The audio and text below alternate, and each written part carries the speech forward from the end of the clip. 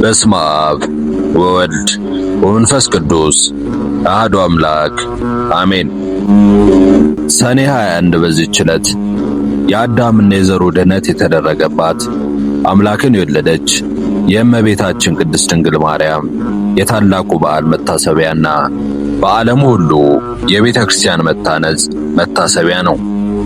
ከሁሉ አስቀድሞ ያቺ ቤተ ክርስቲያን በሐዋርያት ዘመን ብቻዋን ታነጸች።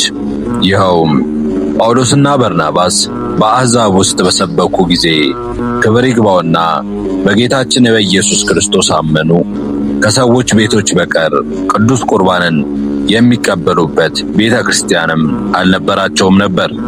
ስለዚህም ወደ ጴጥሮስና ወደ ሐዋርያት ሁሉ ስለ ቤተ ክርስቲያን መታነጽ ጉዳይ የለመኑ መልእክትን ላኩ። ሐዋርያትም እንዲህ ብለው መለሱላቸው። ክብር ይግባውና ያለ ጌታችን ፈቃድ እኛ ምንም አንሰራም። ነገር ግን የምንሰራውን እስኪያስረዳን ድረስ ወደ እግዚአብሔር እየጸለዩና እየማለዱ አንድ ሱባዔ ይጾሙ ዘንድ ወደ ሃይማኖት የተመለሱ አሕዛብን አዘዟቸው። እንዲህም ብለው አዘዟቸው። በሱባዔ ፍጻሜ ክብር ይግባውና ጌታችን ኢየሱስ ክርስቶስ ተገለጸላቸው። ሐዋርያትንም ሁሉ ከየአገሮች ሁሉ እስከ ፊልጶስ በደመና ሰበሰባቸው። ከእርሳቸውም ጋር ጳውሎስና በርናባስ ነበሩ። ጌታችንም ባረካቸው፣ እንዲህም ብሎ ነገራቸው። ይህች ዕለት በእናቴ በማርያም ስም በአራቱ ማዕዘነ ዓለም አብያተ ክርስቲያናት እንድታንጹ የፈቀድኩባት ናት። ይህንንም ብሎ ከከተማዋ በስተ ምስራቅ በኩል አወጣቸው። የቤተ ክርስቲያኑትም ቦታም መሠረቷን ወሰነላቸው። ከእርሳቸውም ጋር የእግዚአብሔር ኃይል ነበር። የቤተ ክርስቲያኒቱም ሕንጻውም እስከ ተፈጸመ ድረስ ደንጊያዎች በሐዋርያት እጆች ውስጥ ይለመልሙ ነበር። ጌታችንም ነዋየ ቅድሳቷን አልባሳቷንም መሠዊያዋንም አዘጋጀ። ከዚህ በኋላም ጌታችን እጁን በጴጥሮስ ራስ ላይ ጭኖ በአራቱ ማዕዘነ ዓለም ውስጥ አርሳይሮስ ብሎ ሾመው። ይህም ሊቀ ጳጳሳት ማለት ነው።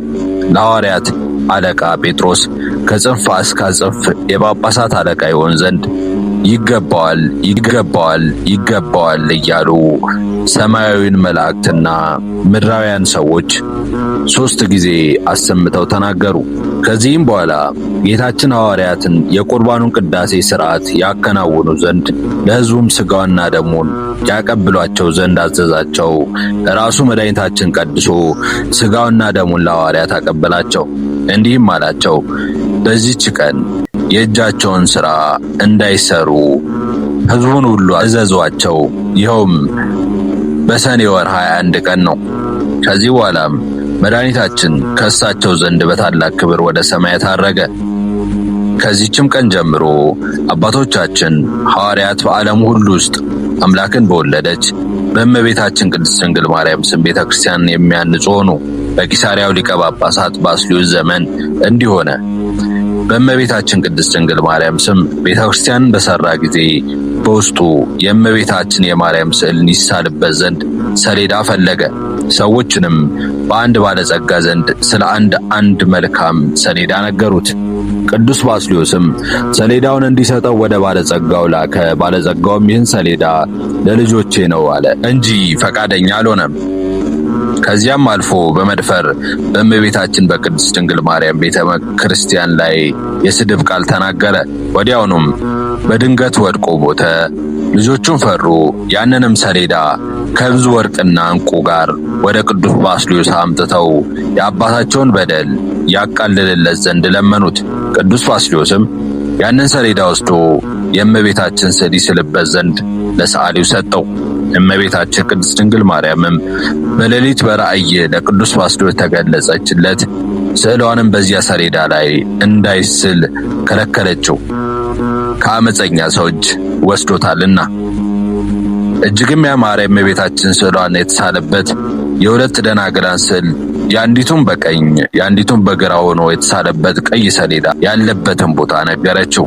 ቅዱስ ባስልዮስም እመቤታችን ቅድስት ድንግል ማርያምን ወደ አመለከተችው ወደዚያ ቦታ ሄደ። ያንንም ሰሌዳ አገኘው። ወደዚች ቤተ ክርስቲያን በታላቅ ደስታ አመጣው። ከዚህ በኋላም ዳግመኛም በአንድ ጣዖት ቤት 2 ምሰሶች እንዳሉ አስረዳቸው። እነርሱም አምጥቶ በመቅደሱ ፊት ለፊት እንዲያቆማቸው በላያቸውም ስዕሏን እንዲያኖር አዘዘችው። ቅዱስ ባስልዮስም እነዚያን ምሰሶች ያመጣቸው ዘንድ ሄደ። መሠዊያውንም ሊከለክሉት ፈለጉ። ጌታችንም ኃይላቸውን ደመሰሰ። እነዚያንም ምሰሶች አምጥቶ በቤተ መቅደሱ ፊት ለፊት አቆማቸው። በላያቸውም የእመቤታችን ቅድስት ድንግል ማርያም ስዕሏን አስቀመጠ። እግዚአብሔርም ከነዚያ ምሰሶች በታች የውሃ ምንጭ አፈለቀ። በውስጧም የሚታጠብ ሰው ሁሉ ካለበት ደዌ ሁሉ የሚድን ሆነ። እንዲሁም ከእመቤታችን ማርያም ስዕል በሽተኞች ሁሉ የሚፈውስ የዘይት ቅባት ፈሰሰ። ይህም ሁሉ የሆነ የእመቤታችን ቅድስት ድንግል ማርያም ቤተክርስቲያን በከበረችበት በሰኔ ወር በ21 ቀን ነው። በዚህችም ቀን እንዲህም ሆነ፣ አንዲት ሴት መጥታ ታጠበች። ወዲያውኑም ሁለመናዋ በለምጽ ተሸፈነ። ቅዱስ ባስልዮስም ወደ እርሱ አስቀርቦ በእርሷ ላይ የሆነውን ጠየቃት። እርሷም የእህቷን ባል እንደወደደችና እህቷንም በመርዝ ገላ እንዳገባቸው ነገረችው። ቅዱስ ባስልዮስም ታላላቅ 3 ኃጢአቶችንም ሰራሽ፣ ግን ወደ እግዚአብሔር ንስሐ ግቢ፣ ምናልባት በደልሽን ይቅር ይልሽ እንደሆነ አላት። በዚያን ጊዜም ምድር ተሰንጥቃ እንደ ዳታን ዋጠቻት። እርሷም የረከሰች ስትሆን ወደ ቤተ ክርስቲያን መግባት እንደፍራለችና። እኛ ሁላችን የክርስቲያን ወገኖች አምላክን ለወለደች ለእመቤታችን ለከበረች ድንግል ማርያም መታሰቢያዋ መንፈሳዊ በዓልን ልናደርግ ይገባናል። ስለ እርሷ ለአዳምና ለሁሉ ልጆቿ ድነት ሆናለችና ይህንንም በዓል ለማድረግ የሚተጋ የተመሰገነ ነው። እርሷንም ለመረጣትና ለወደዳት በሥጋዋም እንድትወልደው ላደረጋት ለእግዚአብሔር ምስጋና ይሁን።